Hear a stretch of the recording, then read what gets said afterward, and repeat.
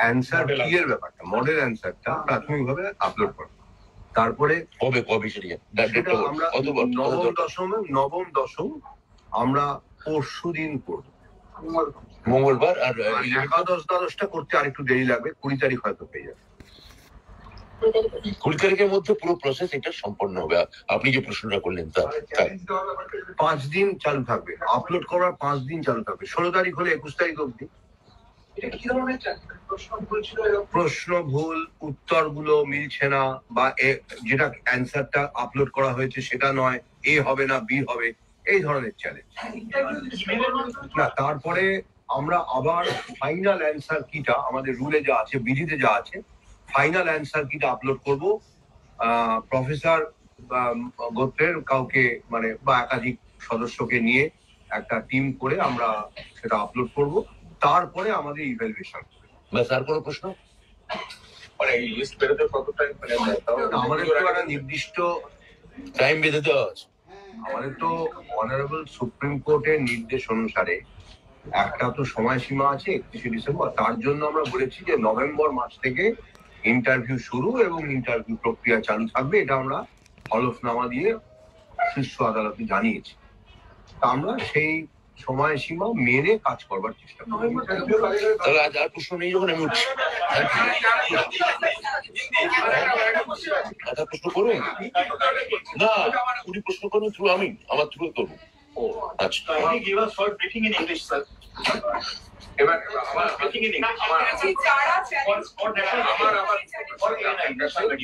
আপনার কাছে হচ্ছে যে যারা প্রতিবাদী মুখ ছিল আন্দোলনের, তারা বিভিন্ন জায়গায় পরীক্ষা দিয়েছে, তারা পরীক্ষা বসেছে, তারা বিভিন্ন টি শার্ট পরে এসেছিলেন, তারা বিক্রি নিয়ে আমরা এই সরকারের জন্য প্রতারিত হলাম, এই সমস্ত বক্তব্য দিচ্ছেন, এটা কি? আর দুই হচ্ছে স্যারের যেটা যুক্তরাষ্ট্র সরকারের মারফত যেটা হচ্ছে যে এই যে 10 নম্বর এক্সট্রা পাবে, মানে যারা টিচার, তারা কোন জায়গায় পাবে, এটা কি শুরুতে না ইন্টারভিউর সময়? 1 নম্বর প্রশ্নের উত্তর হচ্ছে তাদের সবার জন্য আমার শুভেচ্ছা রইল। তারা সত্যি তাদের অনেক কষ্ট বা দুর্ভোগ সহ্য করতে হয়েছে। আমি আশা করব তারা সকলে যাতে যোগ্য যারা পরীক্ষা দিবেন বা যে আন্দোলনটাই যে অংশের কথা আপনি বলছেন, ভালোভাবে যাতে পরীক্ষা দেন, আমি সেটাই চাইব।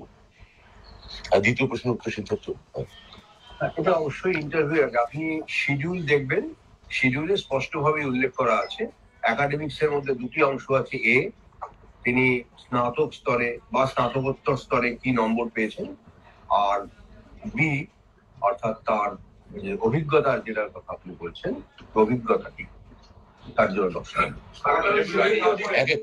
শুভেন্দু অধিকারী তিনি বলছেন এই পরীক্ষা পদ্ধতি নির্ভুল। তাহলে আপনারা নিজেরাই শুনতে পেলেন যে এই যে অভিজ্ঞতার নাম্বার সেইটা কিন্তু ইন্টারভিউয়ের আগেই দেওয়া হবে।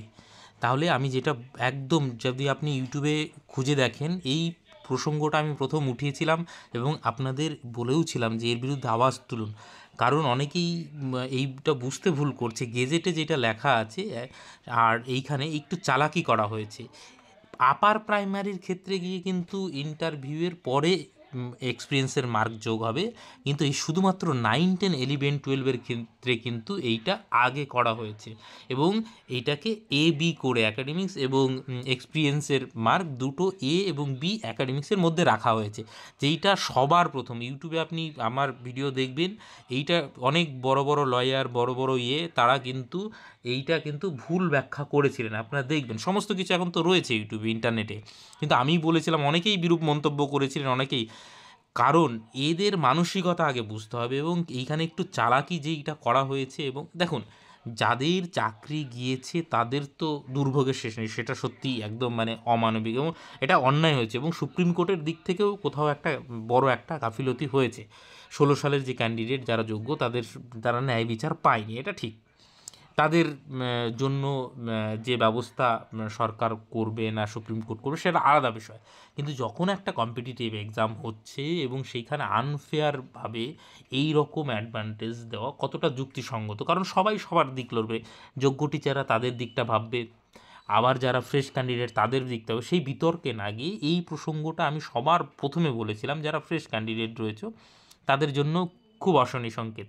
কারণ এই যে 11-12-এর আজকে পরীক্ষা হলো, আপনি 60-এ 60 পেয়েও অনেক সাবজেক্টে কিন্তু আপনি ডাক পাবেন না। 60-এর মধ্যে 60, 10-এ 10, ঠিক আছে, তারপরেও আপনি কিন্তু সেইখানে কোনো রকম জায়গা করে নিতে পারবেন না।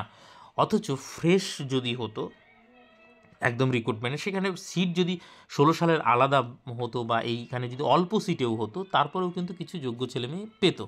তো এইখানে যেরকম 9-10-এর যারা টিচাররা তারা যদি গিয়ে ওইখানে ভিড় করে, তাহলে তাদের সুবিধাটা হয়ে গেল, তারা তো 10 মার্ক এগিয়ে যাচ্ছে, কারণ 11-12-এ সিট কম। তো এইখানে কিন্তু কোনোভাবেই ফ্রেশ ক্যান্ডিডেটদের, রিজার্ভ ক্যাটাগরিতে 2-4 জন পেতে পারে, কিন্তু জেনারেল বিশেষ করে ছেলেদের এটা তো সম্ভবই না। তো আজকেও বিষয়টা একদম পরিষ্কার হয়ে গেল, খোলসা হয়ে গেল, যেটা আমি সবার প্রথমে কিন্তু বলেছিলাম আপনাদের। তো যাই হোক, অবশ্যই মানে যেটা বিষয় সেটা হচ্ছে যে পরবর্তী সময়, এটা তো হয়ে গেছে, এই পরবর্তী সময় এই জিনিসটা যদি কন্টিনিউ না হয়, কারণ সবাই তো চাকরি পাবে না, এটা তো ঠিক।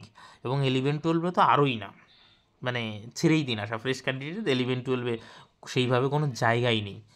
হ্যাঁ, কিছু কিছু সাবজেক্টের নিশ্চয়ই হতে পারে, ক্যাটাগরিতে কিছু হতে পারে, কিন্তু যদি ইন জেনারেল আপনি দেখেন, তাহলে কিন্তু ফ্রেশ ক্যান্ডিডেট 9-10-এ কিছু হবে নিশ্চয়ই, কিন্তু 11-12-এ স্কোপটা খুব কম, খুব লিমিটেড। আমি বলছি না যে হবেই না, কিন্তু স্কোপটা অনেক কমে যাচ্ছে। তো যাই হোক, দেখুন আপনাদের রাজ্য, আপনাদের সরকার, আপনারা কীভাবে কী আবেদন করবেন, নিবেদন করবেন, আন্দোলন করবেন, কী করবেন, সেটা আপনাদের ব্যাপার। কিন্তু পরীক্ষার আগে কিন্তু অ্যাকাডেমিক্সের বি নাম্বার হিসাবে এক্সপিরিয়েন্সের মার্কটা যুক্ত হচ্ছে। ঠিক আছে, থ্যাংক ইউ।